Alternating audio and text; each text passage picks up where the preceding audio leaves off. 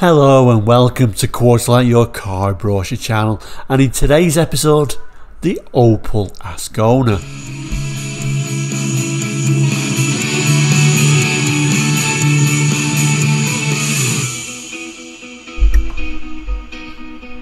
Hello and welcome back to Quartzlight, your car brochure channel, where we look at car brochures from around the world for the 60s, 70s, 80s and 90s. Today, we're going to continue our journey with the 1980 Opel brochure. So if you think, ideas like this might suit you, please consider subscribing. Anyway, the continuation of the Opel brochure for 1980, the UK Opel brochure, if you remember. We already looked at the Opel Kadett last week.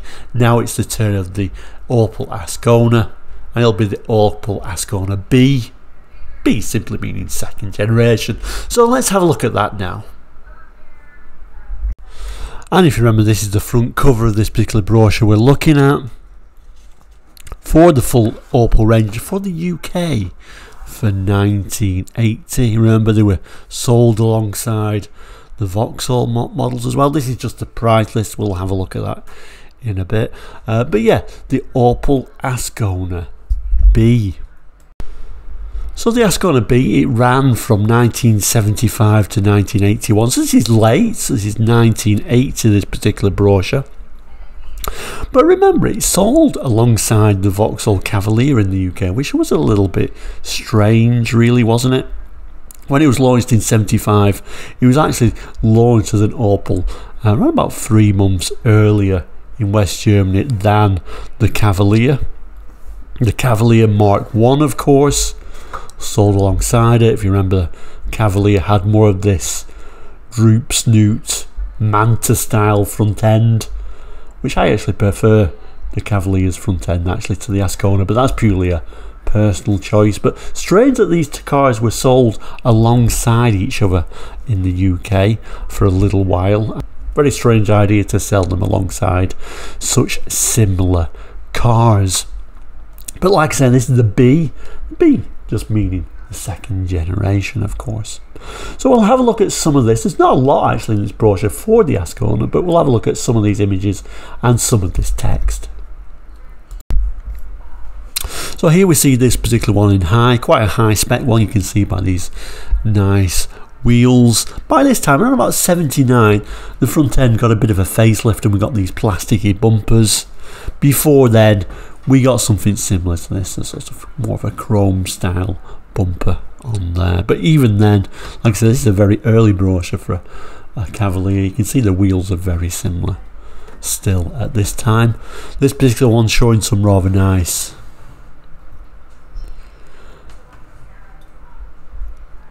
headlamp wipers as we just wait for that to focus. These are V registered UK cars, if you're wondering. This particular model is the Berliner. There was lots of different specifications. I think there was 4 specifications. So there was the L, the GL, this, the Berliner, one of the higher spec models, and there was also an SR you could get as well, interestingly enough. Rear end, same sort of idea as your Cavalier. It was really only that front that looked visually different from the outside. And I guess as a buyer in the UK, I guess that was your choice, whether you preferred the sort of square, more traditional front end or that droop snoot Manta style front end of the Cavalier. At the top here we've got a blue example. Must be a lower spec one. There's no wipers on it. There isn't a Berliner badge on there. So certainly a lower spec model. Sadly, it doesn't tell us what spec that particular one is. We also get a look at some headlamps and those headlamp wipers. We'd like a headlight wiper on Quartzlight. Interior wise, quite familiar, nothing too exciting, very plasticky really. The seats look nice in this colour though, red seats look something a little bit special, don't they? And this particular example is an automatic, which was obviously an optional extra. Let's have a look at some of the text. So it says, this year's Opel Ascona is better than ever. We've given rear seat passengers more legroom. A smart new grille brightens up the look of the front, and the bumpers are now plastic covered to ward off dents. But there were some things we couldn't improve, such as the outstanding comfort and handling, or the fine finish and proven reliability that are hallmarks of German engineering. You've got 4 Asconas to choose from. Ascona L has a lively 1.6 litre engine that runs on 2-star fuel, plus a specification that includes cloth upholstery, disc front brakes, halogen headlamps, and plenty more. The Ascona GL offers 75 bhp version of the 1.6 engine with the optional 2 litre 100 bhp power unit for even more relaxed performance. Other refinements include wide sports wheels, quartz clock, cigar lighter, and optional automatic transmission. To this, the fully equipped Ascona Berliner adds even more luxury. The 2 litre engine is standard, as are the headlamp wash wipe system, velour upholstery, bronze tinted glass, and full instrumentation. And for the real enthusiasts, there's now the Ascona SR. A practical, everyday fun car with its sporty 2-door body, 2 litre power and wide alloy wheels, plus a wide range of performance options. Ascona motoring is now even more fun than before, so sadly it doesn't show the SR, but from the text we've learned that this particular model without the wipers but with the nice wheels is probably going to be the GL model. And again, like all the cars in this brochure, it's got a UK V registration plate on there. Don't know if this vehicle's still around, maybe one of the viewers could look that up. So I guess probably one thing I should point out, maybe people are thinking, oh, this is going to be the SR, it's got the sport steering wheel on there, which it does. Only 2 models had the sport steering wheel at this time, the Berliner and the SR, so you know, 50-50 chance I guess, but it has got the automatic transmission on there, which was optional on the Berliner but not available for the SR, so this is going to be actually a Berliner interior. And rather surprising, that's all there is for the Ascona in this particular book. We'll look at the Manta next week, which obviously survived to carry it over to be sold with the Vauxhalls later on, of course. We'll look at the 1980 prices for this model though. So the base model is called the Ascona 86. The 86 is just meaning, you know, it's a 1.6, but it's the lower powered one.